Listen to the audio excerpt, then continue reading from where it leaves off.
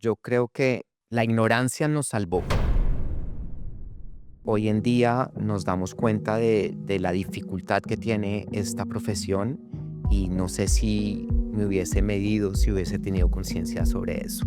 En el mercado europeo de esa visión del arte latinoamericano? ¿Sigue siendo algo como muy periférico, exótico, como lo decías ahora? ¿O crees que hoy en día entre Europa y América Latina hay un poco más de igualdad de condiciones frente a la concepción del arte? Todavía hay una percepción que lo que viene del norte es mejor y es más costoso. Es más, hoy en día en una feria como Art Basel, que es la feria más importante, somos 2 galerías colombianas, entre 400, o sea, es muy poco. Lo que te digo, empezamos de cero, vamos en 5 o 10%, necesitamos una mayor presencia porque la validación viene por la presencia internacional. Llegar y tener que demostrar el doble, el triple, por el hecho. Eso sí no ha cambiado. ¿Tú has enfrentado o has encontrado que existe una tensión entre lo que es el valor cultural y el valor del mercado? Uf,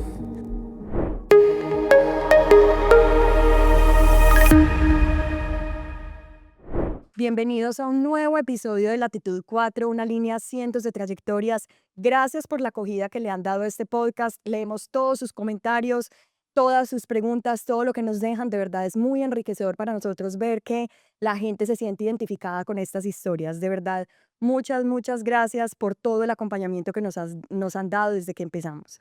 Hoy tenemos un invitado que de verdad me alegra muchísimo tener en este momento y le damos la bienvenida a Alex Moore.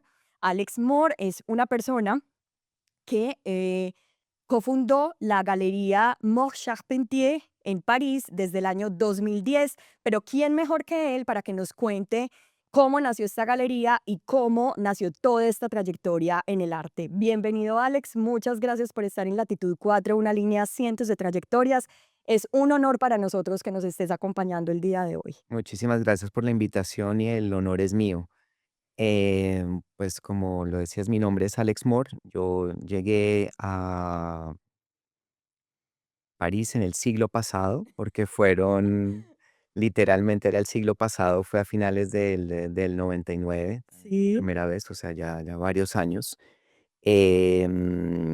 Y pues bueno, he hecho muchísimas cosas, creo que hablaré un poco más en detalle de mi recorrido y de cómo llegué a una galería de arte, que era algo que no estaba, por lo menos, escrito en el libro que yo tenía en la mano, sino fue algo que se ha ido escribiendo poco a poco, en el cual podemos entrar en detalles. Y hoy en día, pues, cofundé con mi marido desde el 2010, que es Philippe Charpentier, la galería Mont Charpentier, que tenemos sedes en París, que es la sede principal. Y una gran alegría es que hace ya 3 años y medio abrimos una segunda sucursal en Bogotá. Qué maravilla. Pero antes de que nos adelantemos a eso, quiero que primero nos cuentes a todos cómo nace esa pasión por el arte. O sea, ¿efectivamente es una pasión que viene desde la infancia o es más algo que nació como de manera estratégica para mostrar el arte latinoamericano en el mundo? ¿O cómo nació esa intención, por decirlo así? Eh, Pues definitivamente como una estrategia de mercado, una estrategia de negocio, la respuesta es no. Al contrario, Sí. creo que eso, digamos, no, retrospectivamente me doy cuenta que no había una visión clara de cómo ese mercado se podía estructurar.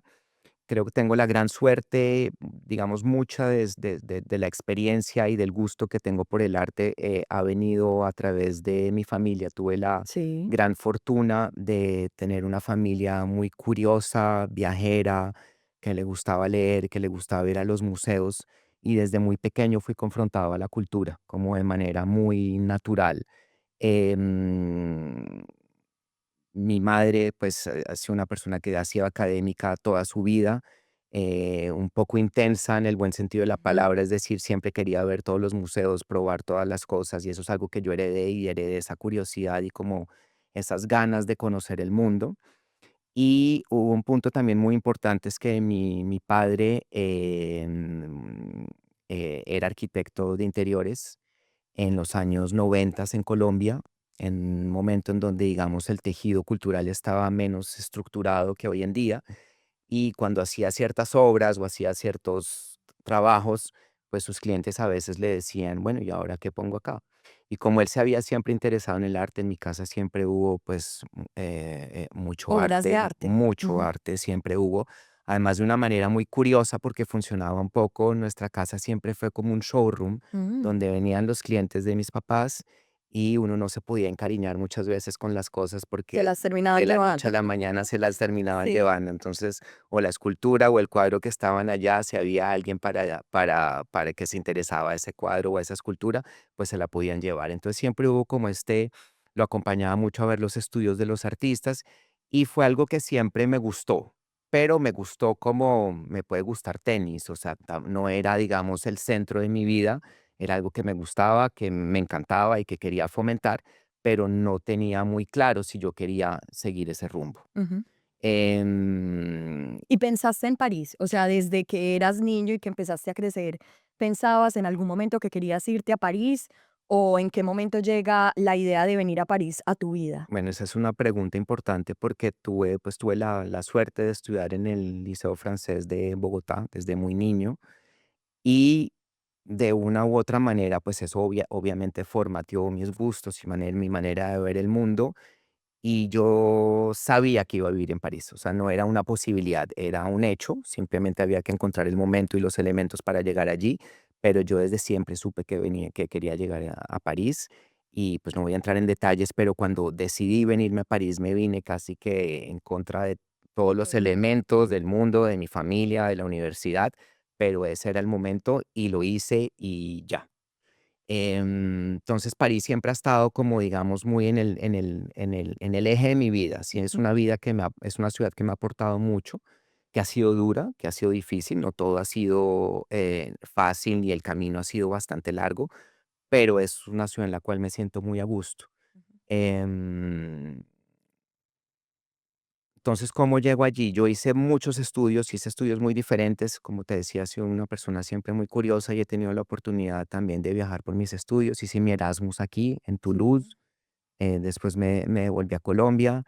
Yo estudié ciencia política. En Colombia. Empecé en la Universidad del Externado en Finanzas y Relaciones Internacionales. Las relaciones internacionales me encantan, las finanzas poco. Entonces, cuando ya había perdido matemáticas nivel 2 5 veces, dije, bueno, yo creo que esto no es lo mío. Y estudié en la Javeriana, empecé a estudiar ciencias políticas, una universidad que me dio muchas oportunidades en las cuales le tengo mucho aprecio y le tengo mucho cariño. Tuve la oportunidad entonces de hacer mi Erasmus en Toulouse, después estudié resolución de conflictos en el Instituto de Paz de Uppsala. Esto es importante porque para entender un poco también cuál es el contexto del programa. Mi socio también estudió ciencia política, entonces es algo que ha sido siempre como ha estado muy presente en nuestra vida y en nuestros gustos tanto personales como profesionales. Y después llegué a París, empecé a trabajar un poco en moda, conocí a alguien en la moda, hice una especialización en management de lujo y de moda. Y es así como llego a mi primera experiencia profesional, que es en L'Oréal. Entonces yo empecé en L'Oréal en el departamento de marketing internacional. Primero me ocupaba de los productos anticaída de pelo, después de los productos solares, después pasé a otras etapas porque se dieron cuenta que tenía cierta sensibilidad artística y me pasaron a los perfumes. Trabajé allí en perfumes, después pasé a Coty Lancaster, en donde también estuve algunos años. Entonces, toda mi vida profesional empezó aquí en Francia. ¿Y cómo fue esa primera experiencia profesional? ¿Te pareció difícil viniendo de Colombia y de pronto empezar como esa trayectoria profesional ya propiamente en una empresa francesa y sobre todo de esa magnitud? ¿Qué fue como lo que encontraste? ¿Cuáles fueron como los retos que enfrentaste cuando llegaste a empezar a trabajar ahí? Pues porque la forma de trabajar de los franceses y de colombianos es muy diferente. Entonces, ¿cómo lo viviste tú personalmente? A ver, fue una experiencia extremadamente formadora. Voy a empezar por L'Oréal. A ver, es una empresa, una multinacional, Sí, donde hay un gran grupo, pues un grupo muy importante. Esto estoy hablando en la época en que yo estaba, sí, imagino que las cosas han cambiado también, muy multicultural, con gente de todos los horizontes, gente muy brillante en todas sus áreas, pero una empresa muy francesa también, en sus procesos, en su manera de ver las cosas. Entonces, evidentemente, si hay un choque, digamos que uno está como siempre, tiene que ser uno muy elástico para entender también cómo una capacidad de adaptación. esa capacidad de adaptación que Sí, afortunadamente pues hablaba, tengo la fortuna, que eso es una gran suerte, es que hablaba pues la lengua súper bien. perfectamente, entonces, digamos, no tenía problemas de comunicación, pero eran problemas de percepción. Yo, pues, sobre todo, bueno, en el colegio, en la universidad, siempre, pues, he sido bastante juicioso en el sentido en que estudiaba y digamos que tenía buenas notas, o sea, nunca había tenido problemas de autoestima académica, por así decirlo. Y en L'Oréal, digamos que en Francia también hay 2 maneras de management. Hay una manera en anglosajón, que es un poco como, ver en dónde fallas, tratar de ayudarte y, pues, que saques lo mejor de ti. Y en Francia a veces es un poco, te aplastamos para que saques lo mejor de ti. Y efectivamente, pues tuve una experiencia profesional muy difícil, sobre todo los últimos años, porque perdí confianza en mí, porque pues te atropellan para que te vuelvas a levantar y camines más rápido, pero a veces te vuelven a atropellar y no has tenido tiempo de levantarte. Entonces fue una experiencia bastante difícil, Desgastante también. muy desgastante, Sí, tuve problemas de autoestima, tuve problemas de salud, y después me cambié a otra empresa también en Francia, pero digamos con un management muy diferente en el cual mis jefes entendieron que mi punto fuerte era la creatividad. Entonces me impulsaban mucho en la creatividad y en lo que era menos bueno de estrategia comercial, de los números, del el primer cuarto, cuánto vendimos frente al se cuarto, lo dejaban a se otro. lo dejaban a otro que lo hacía Perfecto. mejor que yo. Entonces eso también me permitió como un poco volver a encontrar una confianza profesional y, ya llevaba 3 años pues, con el que es hoy mi marido, y él Sí. me dijo en algún momento: "Bueno, Alex, es hora de que tomemos nuestras propias decisiones y que hagamos un proyecto personal". Y esto es algo que estaba muy en la mente, digamos, de trabajar con el arte, porque siempre nos había apasionado tanto a él como a mí, pero una cosa es que te apasione algo y otra cosa es trabajar en ello. Entonces, creo que de manera muy naif, yo le dije, pues a mí siempre, pues me gustaría mucho tener una galería de arte y ahí arrancamos. Bueno, frente a ese punto, último punto que acabaste de decir, me surge una duda y es, bueno, abrir una galería de arte en París. Una decisión cultural, una decisión estratégica, financiera, ¿cómo lo viviste? Pero sobre todo, ¿qué riesgos encontraste y qué estabas dispuesto a perder para efectivamente abrir esa galería en París? A ver, primero que todo, yo creo que em, la ignorancia nos salvó, Sí, porque yo creo que de tener una idea de qué es el arte, pero no de trabajar en él, nos permitió entrar de una manera muy natural, porque hoy en día nos damos cuenta de la dificultad que tiene esta profesión y no sé si me hubiese medido, si hubiese tenido conciencia sobre eso. Te voy a entonces dar fue mejor primero, estar a ciegas. mejor estar a ciegas. Y te doy también un contexto, digamos, un contexto temporal.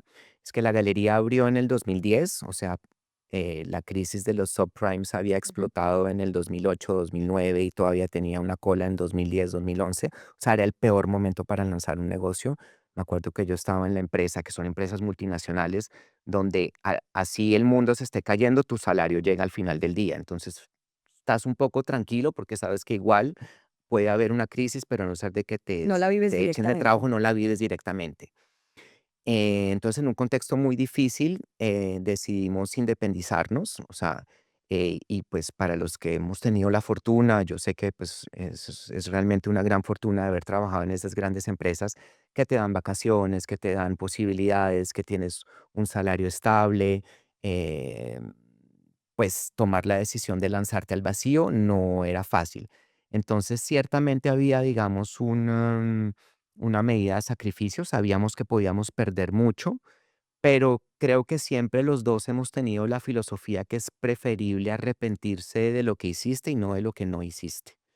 Y, con este desconocimiento yo renuncié a mi trabajo y estuve, como 10 meses realmente concentrado a estudiar, a saber qué está pasando en el mundo del arte. Entonces, ir a ver exposiciones, los artistas que me interesaban, seguirlos. Tengo varias historias que pensaban que yo era casi que Un paparazzi. un loco, siguiéndolos por todos lados, Sí. visitar las ferias, pero ya con un ojo diferente, más profesional y no de visitar los museos, bueno, un poco formándonos. Y pues ahí ya salió mi lado de marketing, digamos, nos dimos cuenta que es un país donde hay muchísimas galerías. Hay casi, en París únicamente hay más de 300 galerías de diferentes, eso es una barbaridad. Y pues el lado marketing tenía yo en la cabeza siempre, que siempre me decían cuál es su USP, que es el Unique Selling Proposition, que era el marketing como digamos el mantra. Y pues para nosotros fue relativamente fácil en el sentido en que, a ver, ¿dónde podemos ser únicos? Hicimos un rápido estudio de mercado y nos dimos cuenta que había una ausencia casi permanente de los artistas de origen latinoamericano en Francia y en general en Europa. Entonces dijimos, pues las pocas Explotémoslo. conexiones que tenemos es por ahí, empecemos. Y yo tengo pues, como nosotros, o sea, yo me obsesioné con inaugurar con un artista colombiano, que es uno de los grandes artistas colombianos, Sí, que se llama Oscar Muñoz.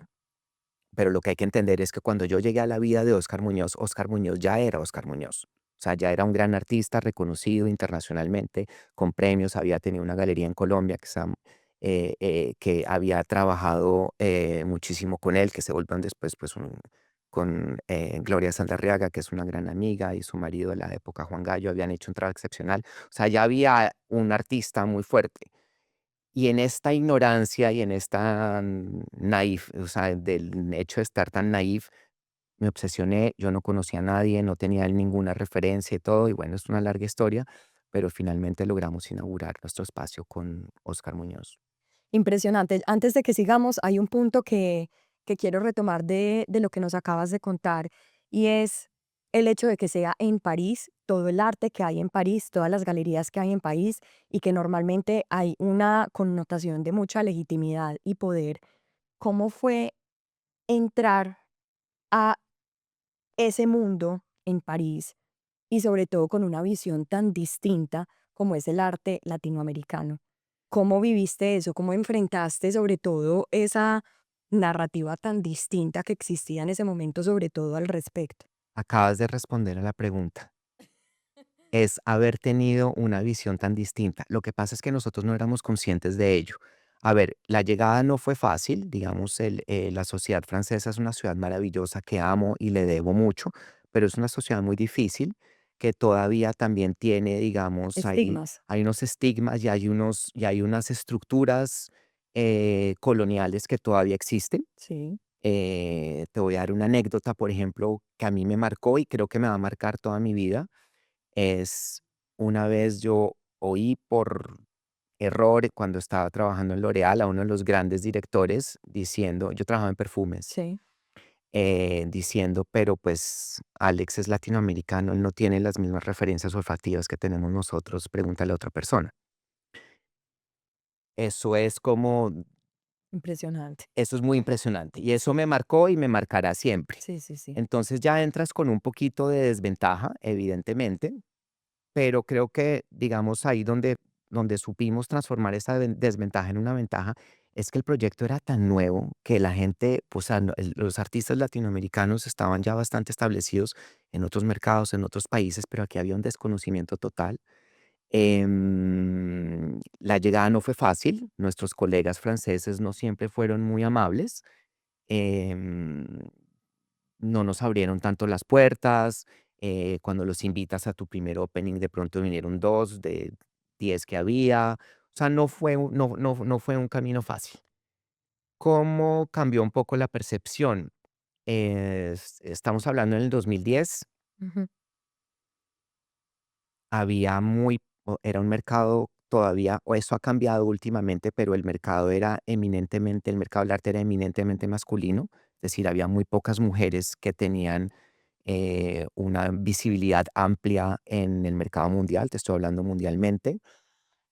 Había una visión muy exótica también de lo que era América Latina. Había muchos estigmas de menos calidad o algo más folclórico. La gente no entendía. Entonces nosotros empezamos a hacer nuestro proyecto, empezamos con artistas colombianos que hoy ya son reconocidos y que también pues han vivido muchas experiencias.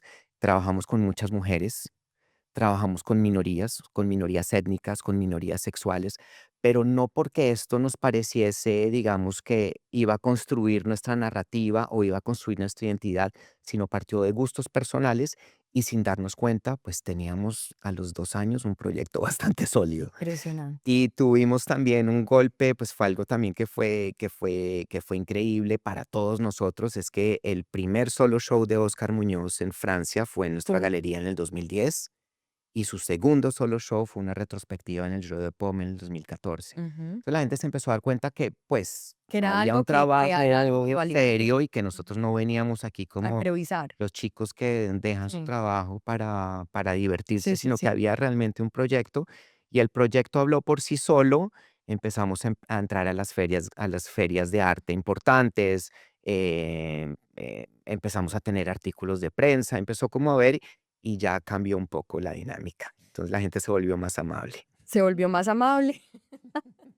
Bueno, y ahí voy a vincular esta pregunta que tengo con algo que nos dijiste antes, y es, bueno, ¿cómo es hoy en día la percepción que tú has visto o cómo se ha ido desarrollando en el mercado europeo de esa visión del arte latinoamericano? ¿Sigue siendo algo como muy periférico, exótico, como lo decías ahora? ¿O crees que hoy en día entre Europa y América Latina hay un poco más de igualdad de condiciones frente a la concepción del arte? Es una pregunta muy importante y muy pertinente, porque digamos que eso, digamos, ha sido nuestra lucha también, porque em, cuando hablamos de nuestros artistas latinoamericanos tienen un posicionamiento, lo hacen desde la periferia, pero finalmente el lenguaje es universal, ¿no? O son los mensajes que están tratando de enviar son universales, pero eso no ha sido muy evidente. Entonces hay dos maneras de responder a tu pregunta. Una desde el punto de vista de cómo se perciben hoy los artistas que vienen de América Latina en el resto del mundo, si estamos en igualdad de condiciones, estamos llegando allí, no hemos llegado, pero estamos llegando, digamos, ahí, ese es como el primer punto, digamos, en percepción. Te puedo dar ejemplos de artistas colombianos. Pues voy a empezar con Oscar Muñoz, que es con el que Sí, claro, con empezamos. el que Oscar Muñoz, por empezaron. ejemplo, ganó el premio Hasselblad, que es, si no el más, uno de los importantes, premios más importantes que sea la fotografía.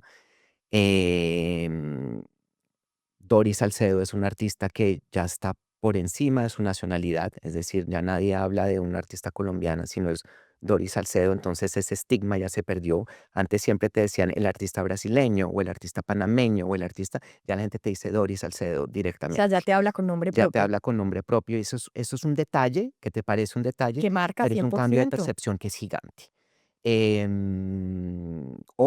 Hoy es lunes, ¿no? Ayer inauguró en Barbican la retrospectiva de Beatriz González, que estuvo en el Reina Sofía, que estuvo en KW en Berlín. O sea, ese discurso ya entró a las grandes ligas. O sea, ya es un lenguaje universal. Son artistas que no se ven desde un lenguaje de la periferia, sino que le llegan a todos los públicos. Entonces, desde el punto de vista de la percepción, no estamos al 100%, pero hemos hecho unos avances que desde el 2010 son extremadamente Impresionante. considerables, importantes. Pues no puedo decir informaciones secretas, pero hay una artista colombiana que tiene una comisión muy importante para un museo en Oriente Medio próximamente. Entonces ya se universalizó el mensaje y ya ellos Impresionante. llegan a todos lados. Entonces, desde ese punto de vista vamos muy bien. Pero hay una segunda parte que es la del mercado. Sí, Yo te hablo como galerista.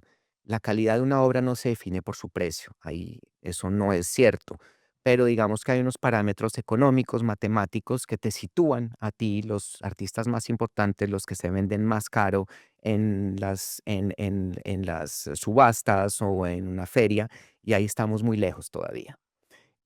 ¿Y Eh, por qué crees que pasa esto?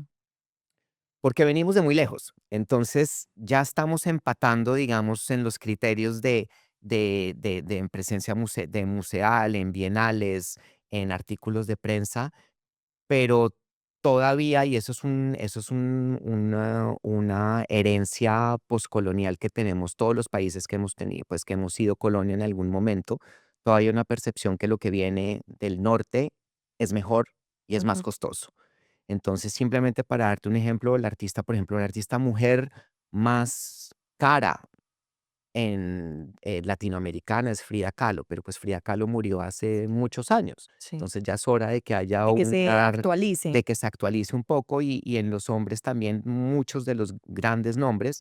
Bueno, tenemos el maestro Botero, Sí. evidentemente, pero el resto son artistas que murieron hace muchos años. Entonces en el mercado todavía tenemos que correr un poquito más rápido porque creo que tenemos todo el material para que estemos en los mismos niveles de los artistas que están en el hemisferio ¿Y superior. crees que eso depende de qué? Del hecho de que se muestre más, que haya más participación. O sea, ¿de qué crees que depende que esa percepción del mercado cambie? Pues mira, ahí, y lo que digo, ya estamos llegando ahí, la validación institucional, la validación en subastas, la validación en las Ujú. bienales, la validación en los mercados internacionales, lo veo en las ferias. Es que yo me acuerdo cuando nosotros empezamos nuestra primera feria, que fue Arco en Madrid, que fue en el 2011, 3 meses después de haber inaugurado una cosa que hoy en día es imposible, que ya se crean otros criterios. La presencia latinoamericana es mínima. Es más, hoy en día en una feria como Art Basel, que es la feria más importante, somos 2 galerías colombianas, que entre 400, o sea, es muy poco. Impresionante. Se han hecho estudios también, digamos, de la presencia en ciertas ferias de artistas latinos, y llegamos a un 2 a un 5%. Entonces, lo que te digo, empezamos de cero, vamos en 5 o 10%, necesitamos una mayor presencia porque la validación viene por la presencia internacional y todavía nos falta, Ujú. pero por eso estamos acá. Pero no, por eso estamos acá y por eso estamos visibilizando esto que es tan importante. Yo quiero que en este momento nos cuentes más de cómo lo que estás haciendo acá tiene un vínculo, un impacto directo en Colombia y sobre todo que nos cuentes sobre el nacimiento de la galería en Bogotá y por qué eso es tan importante para lo que tú estás haciendo actualmente.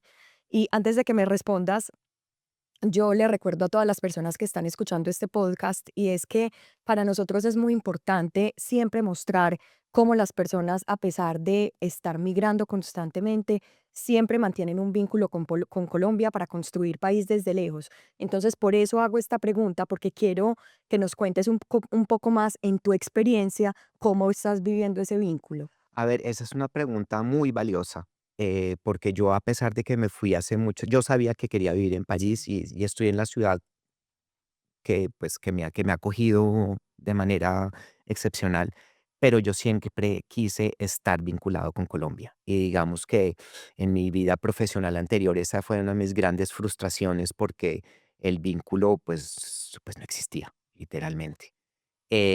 Cuando empezamos acá, pues digamos desde el día uno siempre había esa idea de madurar el hecho de tener también una galería en Colombia y esa yo creo que es pues una de nuestros grandes logros es de haber podido abrir un espacio en Bogotá. Le agradezco también a mi socio de la locura Sí, claro. porque, porque Bogotá, pues, o sea, porque Colombia es un país maravilloso, pero tiene una, digamos, es difícil para un joven empresario de llegar a Emprender allá en Colombia. Colombia. Emprender allá es muy difícil, emprender allá es muy difícil. Hay muchas normativas, hay una administración que es pesada, hay, como en muchos países, o sea, eso no es tampoco algo que tenga que ver únicamente con Colombia, pero es un país difícil, entonces ha sido una aventura compleja pero absolutamente maravillosa. Evidentemente nuestro vínculo con Colombia es importante. Desde el día uno, la galería era franco-colombiana, porque yo nunca he pretendido ser francés, yo siempre he sido colombiano, y es muy claro en el programa de la galería que América Latina estaba en el centro de nuestro discurso y siempre lo estará. Hoy en día menos, porque hoy en día, digamos, ya somos una galería internacional, pero eh, que eso puedo hablar también de cómo, aunque somos una galería que tiene un alto componente con América Latina, se conecta con Asia, se conecta con los países árabes, se conecta con algunos países europeos también que tienen una historia común. O sea, ya es una globalidad, ¿no? Ya no nos vemos como únicamente una galería periférica que fuimos y eso fue lo que nos salvó, ser periféricos. Hoy en día ya nos tocó conectarnos con el discurso global porque creo que uno tiene que pensar local, pero llegar a lo global, em, Y hace parte también de la evolución y de lo hace que ha parte de la sido la evolución, de la galería y historia del lugar en el que está y también acá en París. exactamente. Pero el proyecto de Colombia es un proyecto, muy diferente. A ver, en Colombia hay menos galerías, empecemos por ahí, y digamos que hay una vida cultural que, pues, como Que es que es distinta, muy distinta. Entonces, lo que 100%. quisimos hacer en la galería es, pues, evidentemente tenemos una programación clásica, que nos permite nosotros, como que oscilamos entre presentar artistas colombianos que viven en Colombia o no, porque pues hay una componente de estar en Colombia, pero también de traer artistas franceses, de Taiwán, de Turquía, y Espectacular. tú no te puedes imaginar lo maravilloso que ha sido para nuestros artistas, que para muchos de ellos era la primera vez que tenían una experiencia en América Latina. Eso ha sido extremadamente valioso porque es algo que siempre les había llamado la atención, pero llegar a América Latina no siempre es fácil y no siempre las oportunidades se dan. Entonces, desde el punto de vista de la galería, tener Bogotá ha sido como una bomba de oxígeno. Tenemos un programa también donde hacemos charlas cada mes hay una charla, pero que habla no de arte, habla de qué es el destino, habla de poliamor, habla de moda, habla de la aceptación de un cuerpo, habla de 1000 temas diferentes. Entonces le abrimos, se llama Saberes, es un programa que me ayudó a estructurar mi mamá. Y se invitan a personas que tienen saberes diferentes a exponer sus puntos de vista en el espacio de la galería. Tenemos otro programa que se llama Entre Montajes, que entre 2 montajes, le damos la oportunidad a un talento, no necesariamente tiene que estar Pero relacionado un con el montaje, arte. ¿cómo? Pues cuando te O sea, refieres a cuando montajes, se ¿qué? termina una exposición, antes de que empiece la otra, Mm, le damos el como un espacio entretiempo. entre tiempo Ujú. durante una semana o 10 días a diferentes talentos. Lo hicimos con un fotógrafo de naturaleza absolutamente maravilloso, que es un amigo, Sammy Besudo. Hicimos una segunda con Anti-Fashion, que es un colectivo de moda absolutamente maravilloso que está en Bogotá, que mezclan performance, arte, y para nosotros es importante darle la oportunidad a esas personas porque también anclan su discurso en realmente en lo que es la cultura con una C mayúscula, ¿no? Me encanta. Que no siempre hay fronteras, sino que estamos todos trabajando para que la gente aprenda, pregunte, se cuestione. Ese es realmente nuestro trabajo. Y aparte de eso, tenemos un restaurante que también es un negocio familiar con mi hermana. Entonces, es un ambiente muy diferente al de París, donde en de París somos digamos, una galería más corporativa, más clásica, y en Bogotá tenemos un rol cultural mucho más amplio. Entonces, eso también nos permitió a nosotros mismos de entender cuál es nuestro rol en la sociedad hoy en día. Impresionante. Muchas felicitaciones. Muchas Muchas felicitaciones. Increíble, Sí, un gran increíble trabajo de equipo. pero increíble, increíble lo que nos cuentas. Me encanta y tengo que visitar la galería. Por De hecho, favor. cuéntanos dónde queda para las personas que nos están oyendo en Colombia, dónde queda en Bogotá para que la vayan Bueno, y la visiten. este proyecto es que ha sido un proyecto maravilloso desde el principio hasta el fin, porque digamos, a mí algo que me ha dolido mucho siempre en Bogotá es con semejante ciudad que tenemos, porque es una ciudad que es difícil, pero es una ciudad con tantas posibilidades, con una historia tan fuerte en el bueno Buen y mal sentido de buen la y mal palabra. sentido. em, eh, es esa falta de cariño que le tenemos nosotros los colombianos a nuestro patrimonio, que hoy se está un poco redescubriendo y estamos Redefiniendo. redefiniendo, definiendo también que, digamos, los tejidos ancestrales se pueden volver moda contemporánea, que el tejedor puede hacer diseño internacional. O sea, estamos entendiendo eso, pero eso durante muchos años fue No es vetado así. y siempre estábamos pensando que la calidad estaba por fuera y no estaba en lo que tenemos. Y una cosa que a mí me dolió mucho, por ejemplo, que también vi en mi familia, porque, por ejemplo, mis abuelos vivían en una casa modernista maravillosa de los años 50, esas casas bogotanas, que hoy es un edificio horroroso de 8 pisos. Entonces había cero, digamos, cero amor por ese patrimonio y decidimos abrir la galería en Teusaquillo, que es un barrio que está por fuera, digamos, del circuito tradicional, pero es para mí uno de los barrios más lindos de Bogotá, con una arquitectura maravillosa que se ha sabido mantener y es como un oasis en la ciudad. Entonces tenemos una casa que viene de los años 30, em, que pudimos reformar, digamos, de cierta manera. Y preservar ese patrimonio también hace parte, digamos, de nuestro legado en la ciudad y de cómo no queríamos, o sea, queríamos ayudar dar un granito de arena para preservar algo de esa cultura que existe en Bogotá. Entonces está un Teusaquillo, muy bienvenidos, tenemos un restaurante café maravilloso, hay tardes de vinilos, o sea, es realmente Es un un mundo. espacio, es un espacio realmente que vive en los openings vienen gente mayor, gente joven, hay niños, hay perros, o sea, es Es abierto a realmente todo el mundo. abierto a todo el mundo y eso ha sido muy bonito porque creo que la gente también se ha un poco apropiado de ese lugar Y y claro, es como dar una narrativa distinta que a veces se cree que el arte es solamente para algunos o que las galerías de arte o que ese tipo de programas pertenecen solamente a un tipo de persona o a una edad en específica. Entonces me encanta que también se redefina eso porque realmente es algo que genera valor para cualquier persona. mira, eso es un gran punto porque las galerías, y no estoy hablando de Colombia y en Francia, sino las galerías en cualquier parte del mundo, es el museo gratis, es un museo gratis. Tú para entrar a una galería no tienes que pedir permiso, puedes entrar en cualquier momento, puedes hacer preguntas, no hay pregunta estúpida, o sea, hay gente que se cohíbe, pero no hay que hacerlo, se puede preguntar un precio, hay que dejarle el miedo a preguntar el precio de una obra de arte. Yo cuando estoy en una feria, cuando estoy en mi galería, estoy vendiendo esas obras, entonces hay que dejar ese esnovismo de que no le puedo decir el precio porque de pronto la persona está en tenis y no está en... O sea, esos estigmas hay que borrarlos completamente. Y creo que eso se ha logrado, sobre todo en la Galería de Bogotá, que la gente le ha perdido el miedo y que llegan a las charlas. Yo la verdad me sorprendo cada vez que tenemos un opening en Bogotá, porque muchas veces no conozco a 80% de la gente. Y se va renovando y viene gente joven y viene gente de otras latitudes y no es que sea nuestro círculo social que siempre viene a las mismas cosas, Sino que sino es que se va gente, renovando qué orgánicamente lindo. y ha sido muy bonito, ha sido muy bonito. La verdad, la experiencia de Bogotá, lo que te digo, no ha sido fácil, pues, por muchas cosas. Llevar obras a Colombia es caro, sacarlas también, o sea, digamos, la logística es difícil, porque entre Francia y Colombia es difícil, Pero vale pero la no pena seguir importa, con ese vínculo. ahí seguimos. Total.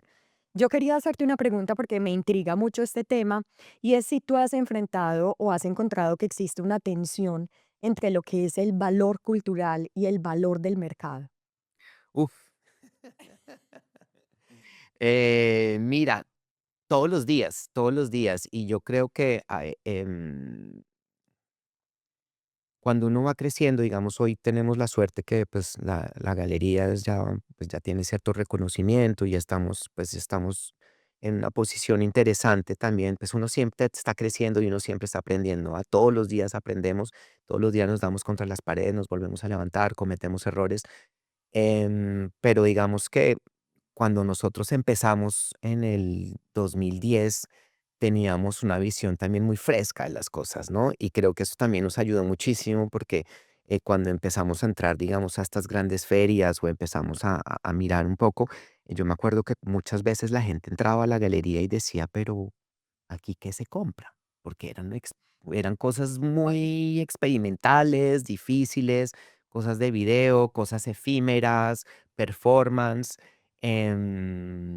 Había, digamos, yo estaba seguro de que esas piezas tenían un valor cultural muy importante, pero el mercado no lo entendía así, ¿ok? Y hoy en día en el 2026 pues es lo mismo. Digamos, a mí todavía, y esto lo digo, y creo que nunca lo he dicho, pero lo puedo decir públicamente, es que sí, obviamente me genera mucha frustración porque pues vamos a ver muchos estudios de artistas, vemos arte todo el tiempo, vamos a Ujú. exposiciones, vemos cosas que a mí a veces me encantaría apoyar, pero que sé que no tengo el mercado. Entonces, ya antes de tú empezar, te estás autocensurando porque sabes que de pronto, aunque piensas que el artista o la propuesta que están haciendo es absolutamente necesaria, valiosa y poderosa, no la puedes vender. Y finalmente, pues como en cualquier negocio, nosotros tenemos también unas lógicas comerciales, tenemos que pagar unos salarios y tenemos que unos gastos de funcionamiento que a veces nos cohíben en nuestra libertad y en nuestra radicalidad. Me encantaría ser mucho más radical. Claro, pero entonces, ¿qué eliges ahí? ¿Coherencia artística o rentabilidad? Lo ideal es un balance y creo que lo hacemos, creo que lo logramos hacer. Si tú, digamos, vienes a algunas exposiciones en nuestra galería o en alguna feria, hay obras y propuestas que sabemos que no vamos a vender, pero que son importantes para contextualizar el resto. Hoy en día tenemos más experiencia, entonces sabemos un poco equilibrar entre cosas que sabemos que comercialmente son muy complejas, pero que nos permiten de situar nuestro mensaje. No hemos escogido la parte más fácil del arte. Trabajamos con artistas con un compromiso social, Ujú. político, filosófico muy marcado, que a veces hay gente y eso tienen toda la razón, hay gente que Sí, quiere claro. el arte para embellecer su espacio o para decorar o para no preguntarse si estamos hablando de guerra o de migraciones o de memoria o de muerte o de prostitución, que son temas que entran muchísimo en nuestra narrativa, pero que de una u otra manera también los artistas logran, digamos, mostrar de una manera que no es chocante. Entonces, es un equilibrio que no es fácil, a veces pierdes el equilibrio y a veces en ciertos mercados te toca adaptarte, digamos, en los mercados en Asia o en los mercados en el Golfo Árabe, por ejemplo, no puedes presentar los mismos contenidos que en Sí. otros espacios por problemas de religión, por problemas de percepción, por gustos. Los asiáticos son extremadamente, por ejemplo, ¿cómo se dice? Agüeros de no no, los Tienen muchos agüeros, como muchas creencias. muchos agüeros. Sí. Entonces, por ejemplo, si tienes, nos ha pasado varias veces que ya le da a uno esta risa, que si tienes un pájaro muerto es mala suerte, que si el rojo al lado del amarillo es malo para la fortuna. O sea, hay una cantidad de entonces tú vas aprendiendo también con el De tiempo y te vas narrativas. adaptando, pero para tratamos de hacer un equilibrio, pero a veces es muy frustrante porque a mí a veces me gustaría presentar Mostrar cosas todo. extremadamente Ujú. difíciles, pero que yo sé que tienen un valor cultural importante. Impresionante. Me encanta ese Pero es balance. Creo que difícil, es ¿ah? necesario, O sea, sí. a veces es violento porque tú dices, Sí, wow, queremos presentar esto y pues sí, muy frustrante. se crean frustraciones, Sí, pero bueno. claro, sin duda. Bueno, entonces, a ver, ¿cómo te sientes tú actualmente? ¿Tú sientes que eres como un abanderado del arte latinoamericano y que en parte tienes la responsabilidad de cambiar narrativas? ¿O cómo sientes que es el rol que tú juegas a través de la galería frente a la percepción que se tiene del latinoamericano? Pues mira, sentirse abanderado que sería un poco pretencioso. Digamos que nosotros desde nuestro lugar seguimos dando voces a los artistas. A ver, yo creo que, bueno, como te he dicho, he hecho muchos estudios y todo eso, pero yo creo que nunca he aprendido tanto como de la mano de mis artistas. Te doy, por ejemplo, un ejemplo que en este momento es algo que me tiene muy como encandelillado. Es uno de nuestros artistas colombiano también, que vive aquí en París, que se llama Daniel Otero Torres. lleva trabajando como de diferentes maneras y también con, pues, con varios artistas, pero él, por ejemplo, sobre todo me ha hablado mucho de la, de la, de la restitución de ciertos bienes culturales. ¿Ok? Yo siempre he sabido que los antiguos gobiernos regalaron, digamos, muchos tesoros muiscas y cosas diplomáticas y todo eso, y es hora de que esas cosas regresen. Eso ya empezó, es un proceso que empezó en África, entonces, digamos, aquí ya en Francia, digamos, ha habido una evolución también de muchos objetos y tesoros, digamos, de sus países donde eran colonizados. Y ese tema, por ejemplo, a mí de la restitución de los bienes culturales es algo que hoy me obsesiona y que me encantaría que realmente logremos que muchas cosas que están perdidas en ciertos Vuelvan. vuelvan, y están en buenas manos, ¿sabes? O sea, ese no es el problema, pero que vuelvan porque eso hace parte de nuestro patrimonio y nuestra historia. Y yo creo que cuando uno se va de Colombia, entiende mejor su historia, porque uno no se da cuenta de esos patrimonios y de esa riqueza que hay. Ha habido muchos estigmas, por ejemplo, también con la población indígena, que eso está cambiando también por el medio del arte. Te doy un ejemplo. Ayer me emocionó mucho porque, bueno, tuve una reunión con el Museo Pompidou y me regalaron un Sí. libro y lo abrí porque era de lo que acababan de comprar.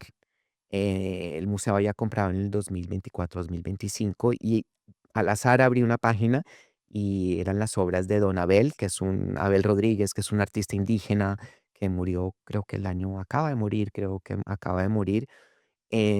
Pero ya ese tipo y que entraron a la colección del Pompidou. Entonces, lo que es interesante es que ya no se ve eso como el viejito indígena exótico que está pintando con sus pinturitas, sino ya es como hay un vacío en la historia del arte y tenemos que llenar ese vacío. Entonces, el discurso cambió. Me ¿Ok? encanta, me Y fascina. eso ha sido muy importante. Entonces, si ayudamos en esta construcción. Hemos presentado pues muchos artistas latinoamericanos por primera vez en Francia. Hemos logrado que entren a muchas instituciones, hemos logrado que curadores o coleccionistas se interesen, pero es un proyecto de día a día. Entonces, digamos que no hacemos milagros, sino somos facilitadores. Facilitamos, digamos, los flujos de información.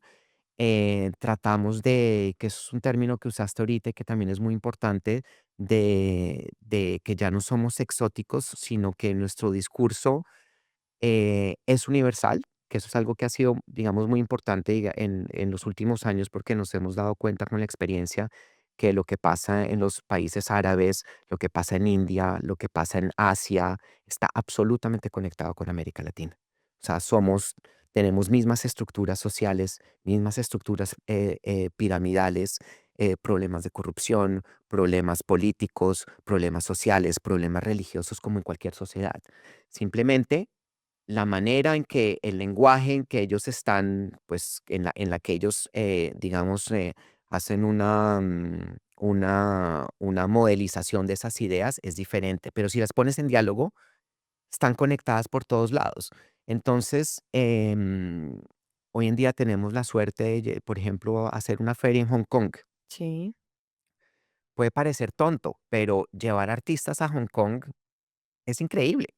Y que la gente los vea y que la gente los entienda y que la gente los empiece a coleccionar, eso es un gran logro porque ya no lo ven como el artista colombiano, sino lo ven Como como algo universal. universal. Y eso es algo que Increíble. sí ha cambiado mucho desde que empezamos hasta hoy en día. Ha habido una evolución de la sociedad, bueno, también geopolíticamente hemos cambiado Sin duda. mucho. Nosotros inauguramos en el 2010. Entonces, el 2010 tuvimos una edad de oro pues, aparecen los BRICS, aparecen todos estos países que van a Sí. contrarrestar el poder entre China, Rusia y Estados Unidos, y no aparecen otras modalidades y la gente se empieza a interesar. Y lo que ha sido interesante, miras, hablando de los BRICS, te doy un ejemplo muy rápido pues, como para que entiendas también el cambio de percepción. Hubo una edad de oro del mercado ruso. Sí. En una época, todo el mundo quería comprar arte ruso. Una época dorada del arte chino. Tac. Después llegó el arte indio y después se han ido como desinflando. Digamos que con América Latina no ha habido esos booms tan importantes, pero ha sido un crecimiento orgánico y no ha desaparecido. Al contrario, se ha Escalonado. reforzado, se ha Ujú. escalonado. Entonces, eso tenemos esa suerte de que no estamos de moda y ahora estamos un poco más de moda por muchas razones también culturales. Ha cambiado la percepción de quiénes somos colombianos. O sea, eh, yo soy pues un joven de los años 90, o sea que viví toda la estigmatización de ser colombiano en los años 90. Mi segundo apellido es Escobar, entonces te debo imaginar cuántas bromas pesadas hemos tenido y todo esto. Tocó, Entonces ha habido un estigma muy grande sí. y creo que hoy en día uno ya es realmente, siempre ha sido un orgullo ser colombiano, pero hoy en día es más fácil vivirlo. Y hoy en día es cuando la gente ya le dices colombiano, ya no te van a hacer bromas de mal gusto, sino te van a hablar de cosas positivas, te van a hablar de música, de Shakira, de deporte, de café, como de referencias que tienen ya mucho más ancladas en la realidad y que hacen que ser colombiano hoy en día es realmente mucho más fácil que anteriormente. Y esos estigmas que teníamos antes, a mí me tocaron filas de aeropuerto en donde había una fila para la gente y una fila para los colombianos. Eso es Eso ha terrible, venido cambiando eso es y es terrible, eso ha terrible. cambiado y eso pues te pone también aquí en una posición un poco de, pues muy incómoda. Entonces, Y tener que demostrar tanto, o sea, llegar y tener que demostrar el doble, el triple por el hecho de eso ser sí no ha colombiano. cambiado. No, eso sí no, Eso yo creo que a todos los que hemos migrado a nos otros toca, a todos países, nos ha creo que tocado. nos toca todos los días y creo que, eso hace también nuestra fuerza, ¿no? Esa Sí, fuerza de claro. La resiliencia capacidad también de adaptación. y de adaptación, pero sin olvidarse también uno, o sea, digamos yo, y pues nuestro programa habla por sí mismo de ese Sí, orgullo que tenemos de ser de colombiano y del representar a talento que América Latina. tenemos, Y total. también, pues mi marido ha sido muy partícipe en eso y él también está muy orgulloso de Colombia, de su proyecto en Colombia, con los golpes que nos hemos dado en las paredes, porque no ha sido fácil, pero hoy en día es algo de lo cual también está orgulloso. Es Entonces, algo también hay un cambio de percepción muy diferente. total, total. Entonces, creo que sí aportamos, no quiero ser tampoco, pues, que sí aportamos, pues, en este tejido de la construcción latinoamericana lo hacemos, pero no nos podemos quedar quietos porque en cualquier momento la gente se olvida. Hoy en día pues como estamos en una generación TikTok en donde los Ah, mensajes se sí, claro. desaparecen en 2 segundos, pues la mente también se acostumbra a que las cosas se desaparezcan en 2 segundos. Entonces tenemos que seguir trabajando, talentos nuevos, gente joven, seguimos, nosotros miramos mucho lo que está pasando con la gente joven. em, en Colombia también especialmente, tenemos varios artistas colombianos. Seguimos reforzando nuestro programa latinoamericano, entonces acaba de entrar un artista peruano que no teníamos peruano, acaba de entrar uno cubano que no Qué teníamos cubano. bueno, me Entonces, encanta. esa globalidad del discurso latino sigue siendo muy importante y creo que siempre va a ser parte de la identidad de nuestra galería. Maravilloso, muchas felicitaciones. Yo quiero que terminemos este episodio con un mensaje para todas las personas que están interesadas en el arte, artistas, otros galeristas tal vez en Colombia y también en el mundo, porque este podcast con la posibilidad de verse también con subtítulos llega a muchas personas. ¿Qué mensaje quisieras dar tú al respecto a estas personas que quieren migrar o que tienen intención de comprar arte o que les intriga este tema? ¿Qué quisieras que se llevaran de esta conversación que tuvimos hoy? Pues mira, va a sonar un poco cliché y va a sonar un poco, pero realmente el tema de creer en el proyecto personal es muy importante. Em, Cuando nosotros nos lanzamos, pues para establecer esta galería y dejando atrás, digamos, una vida, eh, digamos, a mí me hacían comentarios, pero tantos momentos estudiando ciencia política. Yo antes quería hacer estudios de diplomacia, estudiando ciencia política y ahora te lanzas en algo que no tiene nada que ver. Creo que nunca en mi vida he usado tanto la ciencia política que siendo galerista. Es impresionante. O sea, la conexión entre lo que está pasando en el mundo y la conexión con el mundo del arte es inmediata. Entonces, así su proyecto parezca un poco descabellado, háganle, estudien.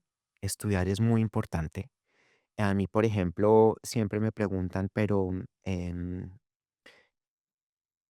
uno cómo llega a una galería, ¿ok? Y eso es un consejo que siempre le doy, pues he tenido la suerte de ser profesor también y le he enseñado a tanto artistas como gente que quiere trabajar en el arte. Y lo primero es uno informarse, o sea, a ver, si yo soy un artista colombiano y quiero vivir, quiero trabajar, quiero irme a vivir a Chicago, por así decirlo, y quiero trabajar con una galería en Chicago, la buena estrategia no es llegar y coger la lista de las 150 galerías que hay en Chicago y mandar aplicaciones, no. Estudie esas 150 galerías, vea cuáles tienen una conexión con su trabajo, cuáles tienen una conexión con su percepción de la sociedad, con su percepción política, con su percepción filosófica, y escoja 3 y trabaje esas 3.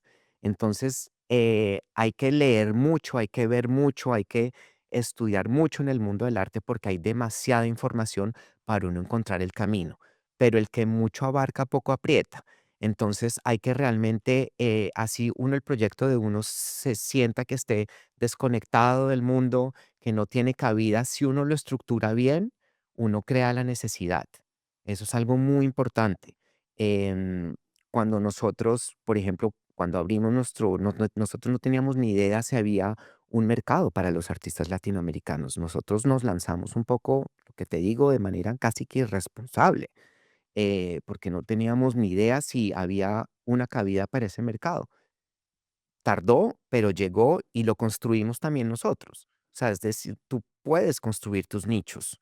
De pronto el nicho puede crecer y volverse algo más viral, Hay un dicho pero que lo dice, puedes la construir. necesidad, la necesidad crea el órgano. Exactamente, exactamente. Entonces, si tú tienes un proyecto que por más loco que parezca, crees en él, dale una oportunidad.